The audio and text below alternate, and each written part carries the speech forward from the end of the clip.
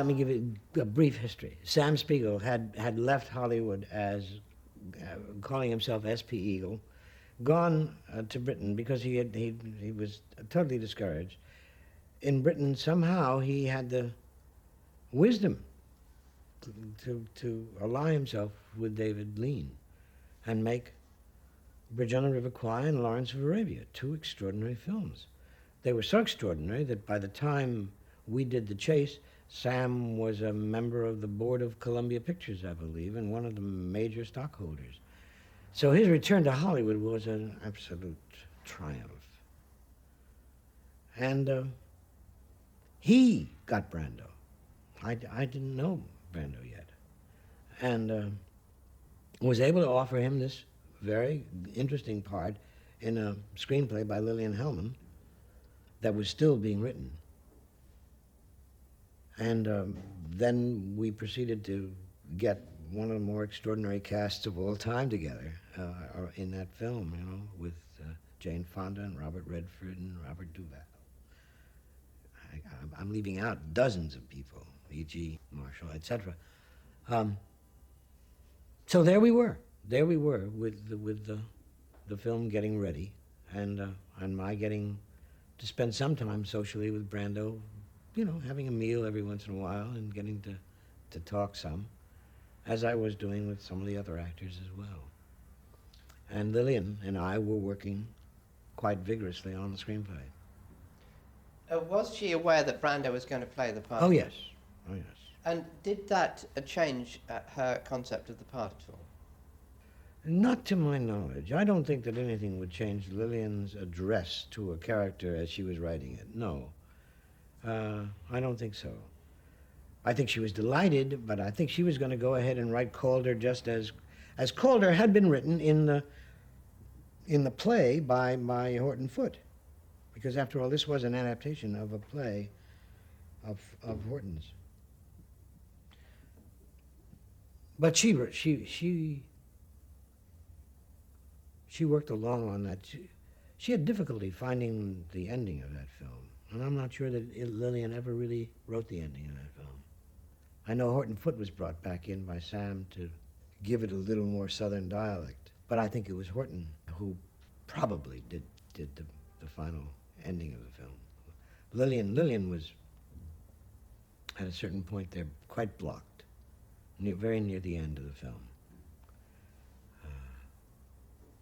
And I think she despaired about being able to conclude it. It is well, it ends on a dying fall, that movie, and I'm not sure.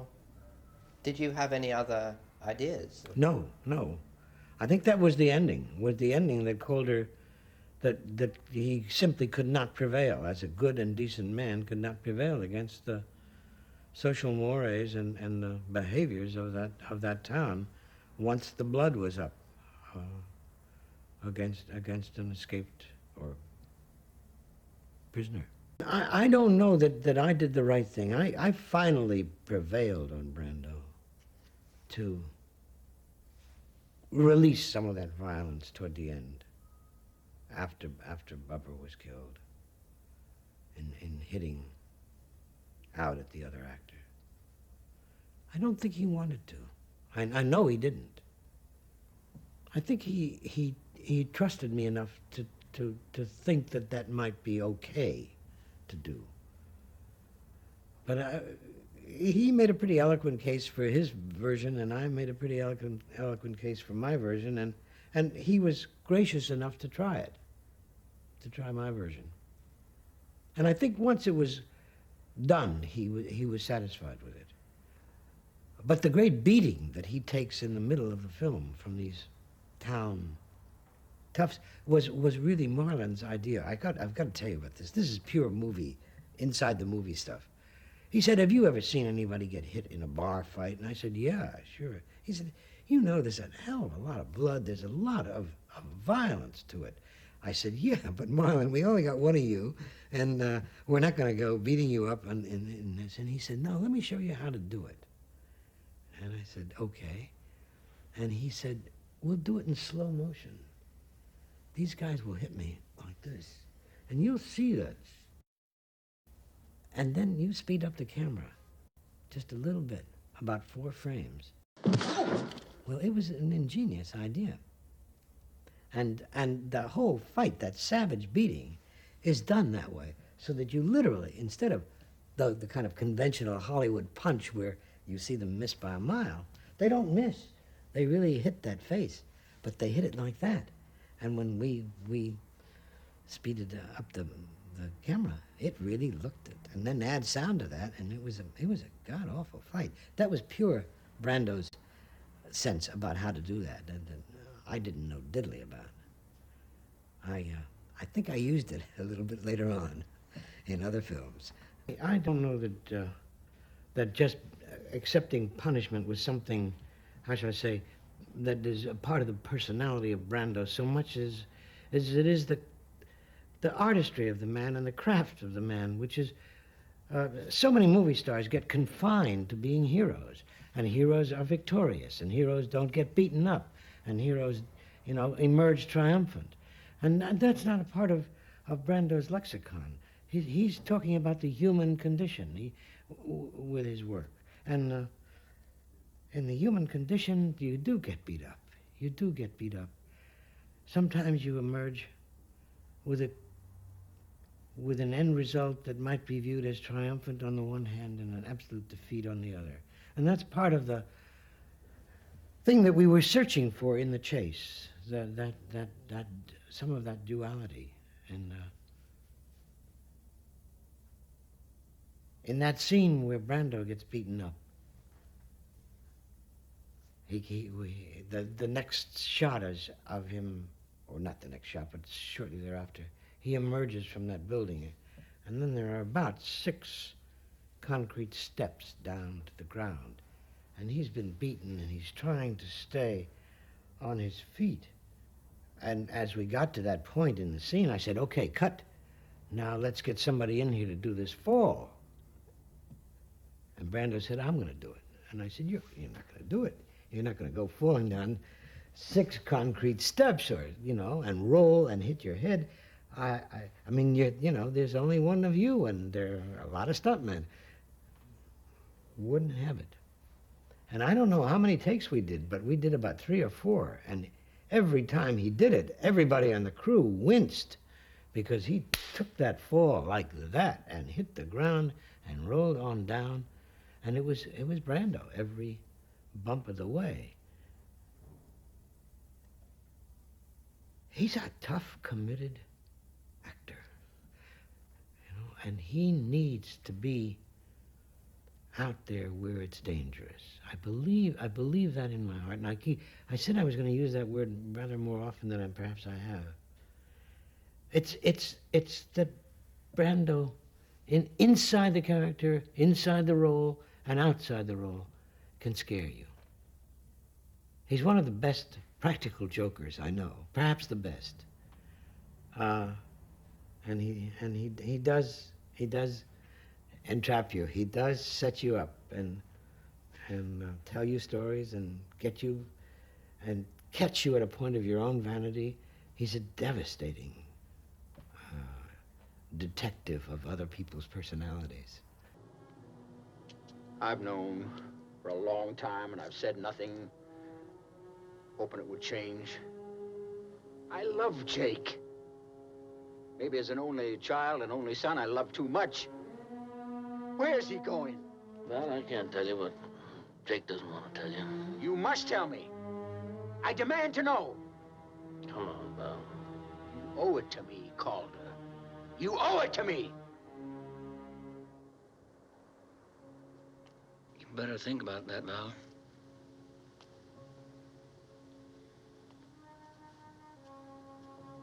You better think about that a whole lot.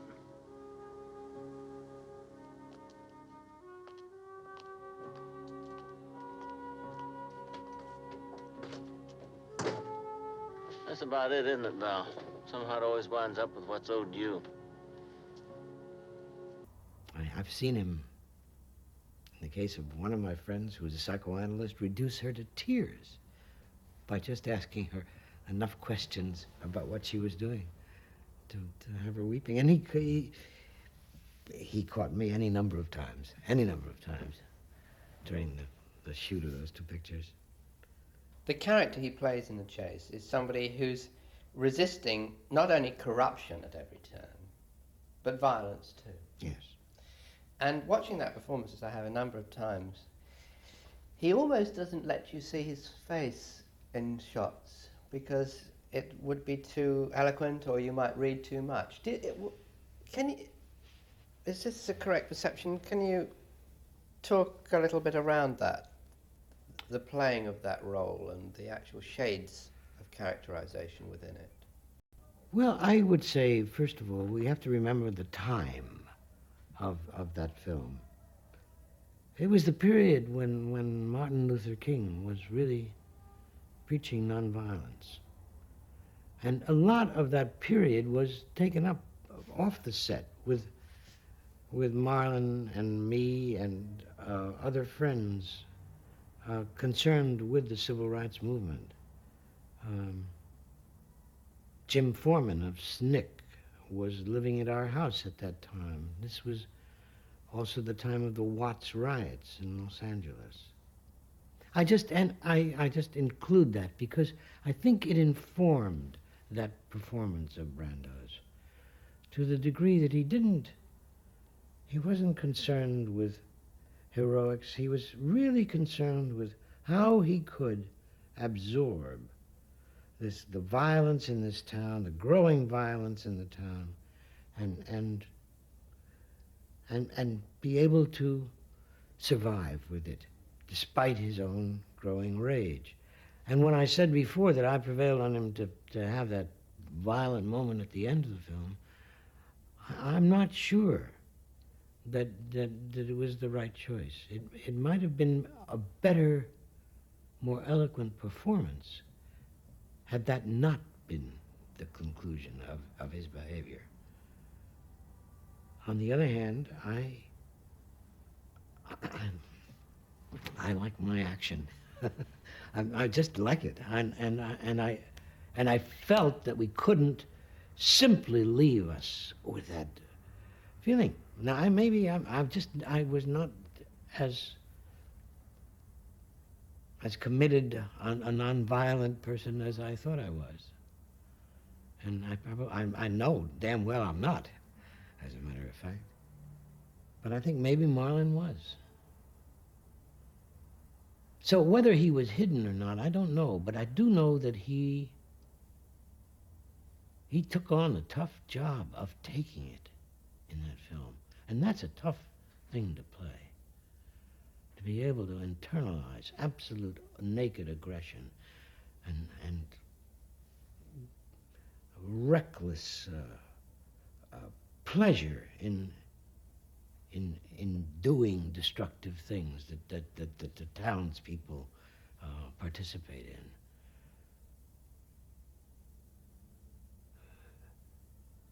And he improvised one line that was very funny at the party about. Hey, Calder, why don't you stick around and help us protect him? All you need to come to my party is a pistol, and you got one. Well, with all the pistols you got there, Emily, I don't believe there'd be room for mine. That's Brando's line. That carries all the phallic implications of pistols and American pleasures and guns, and it's a great line. When Calder, Brando, at the end resorts to violence, and you've explained that that was really your notion, what do you think that means? What did it mean to him as a character? And what did it mean within the body of the film?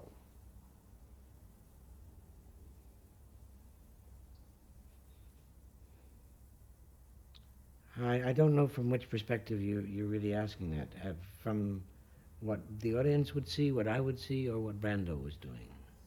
Well, it's a bit of all those things, but really from your perspective via the character, when somebody who is a pacifist by nature, who spent his whole career, and he's a man in his mid-40s, I guess, Yes. and he's been given a job by a corrupt Right. man anyway, Yes. and he's resisted this corruption at every point.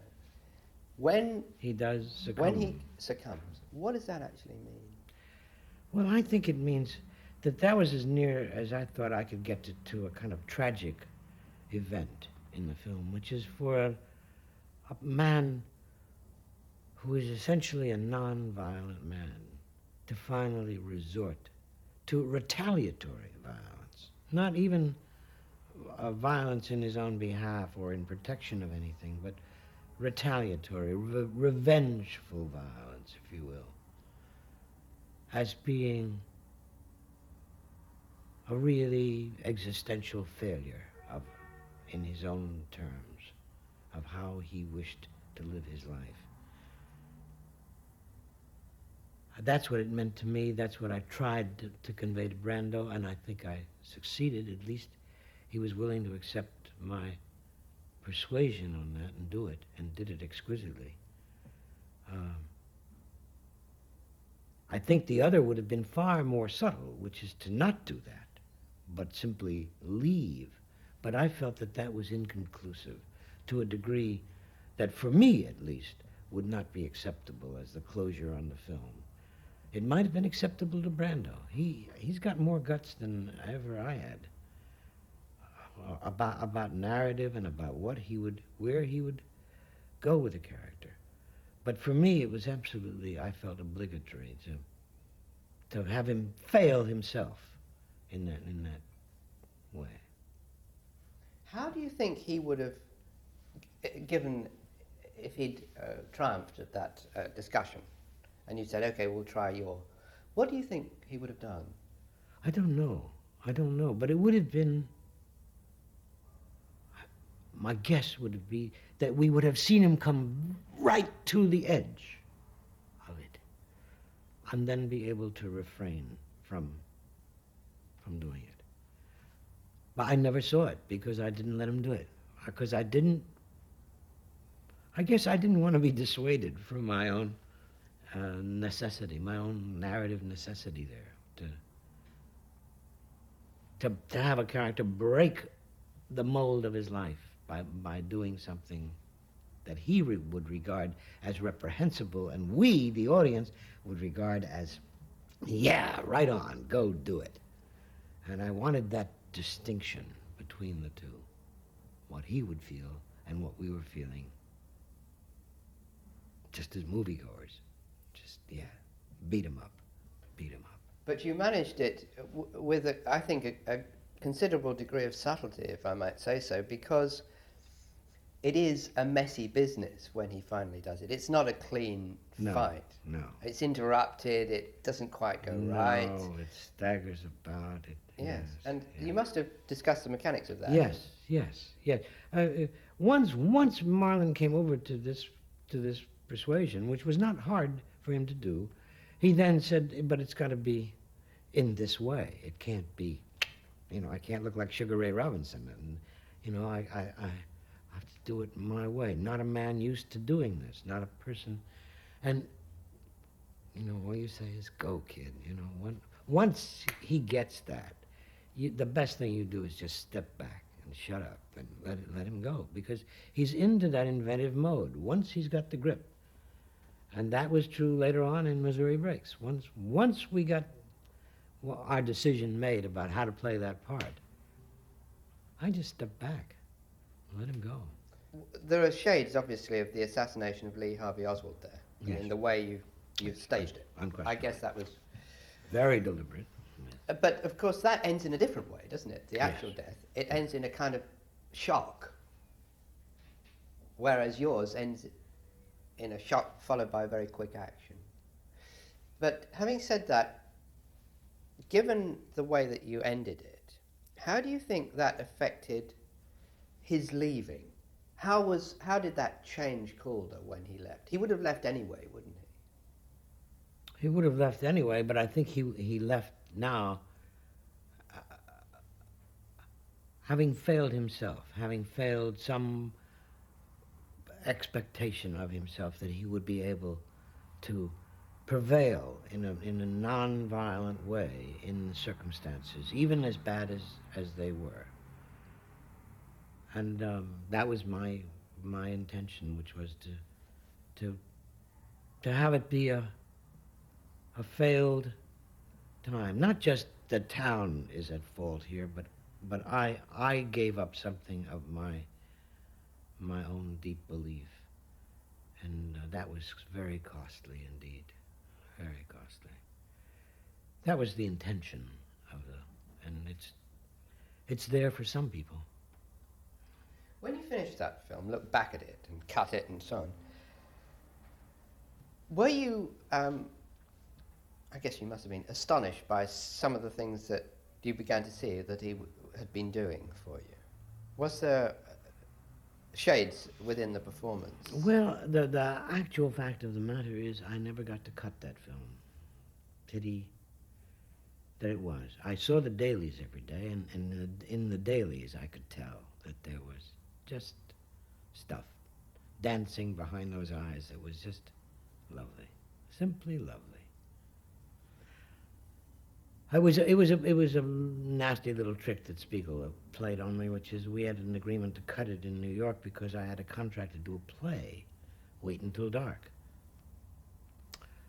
And we were to cut it in New York, and when the film was finished, Spiegel said to me, well, where would you like to cut it, Los Angeles or London? And I said, boy, you pick your places. And so they cut it in London. And I didn't see it until about 8 reels of it had been finished, which was a distressing experience. There were things that Marlon did in that film that are not in the film, that are better than even what's in the film. More extraordinary, more antic, more compassionate. Every once in a while there would be a look at Angie Dickinson that said, you know, I deeply love you in a way that one seldom sees in films. It's not there. It's not there. But look, there's so much there that it's an embarrassment of riches with an actor like that. But I do regret that some of these wonderful improvisatory moments are not there.